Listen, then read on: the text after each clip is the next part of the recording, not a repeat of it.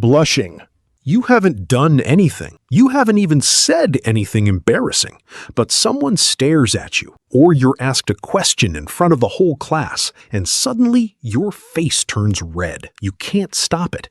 The more you try not to blush, the worse it gets. This is called the blushing reflex. It's not embarrassment itself. It's your body exposing your emotional state to the outside world, whether you want to or not. Why does this happen? Because during embarrassment or excitement, your nervous system widens your blood vessels, pushing blood to your face faster. This process is outside conscious control, and the harder you try to stop it, the more active your nervous system becomes, making it worse instead of better. Here's the interesting part.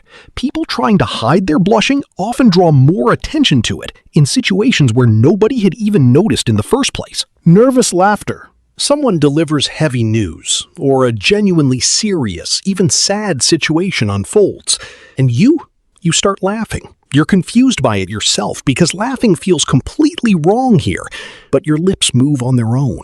This is called nervous laughter. It's not a lack of empathy. It's your brain choosing this outlet to manage overwhelming emotional pressure, even when it looks completely mismatched from the outside. Why does this happen? Because under intense stress or fear, the brain searches for a way to release the emotion. Laughter is one of those release valves. It physically discharges tension in the body, even when nothing about the situation is actually funny. Here's the interesting part. This often gets misread by other people. They assume they don't care, when in reality, it's one of the clearest signs of internal strain. Pupil dilation. You like someone, or you're looking at something genuinely fascinating. You don't show it through any outward sign. Your face stays calm, your voice stays even, but your pupils involuntarily widen. This is called pupil dilation. It's not just a reaction to light.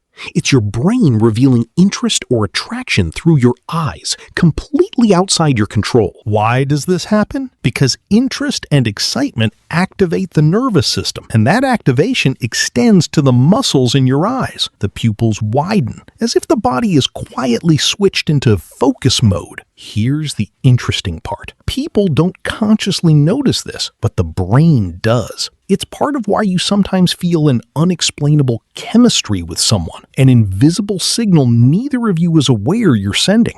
Voice tremor. It's an important conversation, a job interview, or you need to say something significant to someone. You're prepared, your words are clear, but your voice, it shakes. You try to hide it, and that only makes it more noticeable.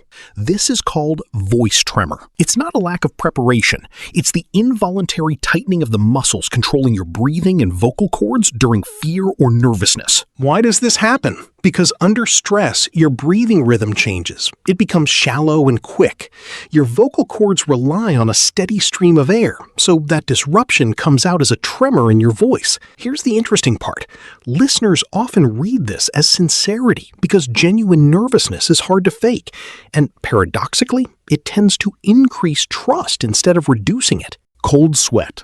You haven't done anything physical. The room isn't even warm, but under fear or intense stress, your palms and forehead suddenly break out in sweat. This is called a cold sweat. It's not physical exertion. It's part of your body's ancient threat preparation response, even when there's no real danger present. Why does this happen? Because fear or stress sends a danger signal through your nervous system, and your body responds with an ancient reflex, as if it's preparing for a physical fight or escape, activating your sweat glands, regardless of the actual temperature around you. Here's the interesting part. This reaction is often outdated for modern life because the danger today is usually psychological, like an exam or an interview, but your body still runs on the same ancient program. Stress-related nausea. Before something important, an exam, a meeting, stepping onto a stage, you feel a strange unease in your stomach. That butterflies feeling, sometimes escalating all the way to nausea. This is called stress-related gut reaction. It's not an actual illness. It's the direct result of the connection between your brain and your stomach, your emotional state directly affecting your digestive system. Why does this happen? Because your gut is lined with millions of neurons, and it constantly exchanges signals with your brain. Under stress, the brain sends out a danger signal, and the body deprioritizes digestion, redirecting directing energy elsewhere, which is exactly what creates that uncomfortable feeling. Here's the interesting part. This is exactly why the gut is sometimes called the second brain. It feels your emotions before you've even consciously processed them. The nervous smile. While lying or while feeling uncomfortable, your lips involuntarily curve into a smile, even though it doesn't match the situation at all. Then you catch yourself thinking, why am I smiling right now? This is called the nervous smile. It's not happiness. It's an automatic response your brain uses to ease social tension. Why does this happen? Because smiling is a social signal. It says, I'm not a threat. Everything's fine.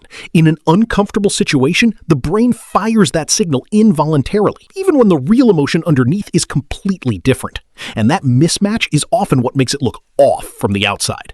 Here's the interesting part. Experienced interrogators and psychologists are specifically trained to read this exact mismatch between emotion and smile as a sign of deception or discomfort. Hand tremor.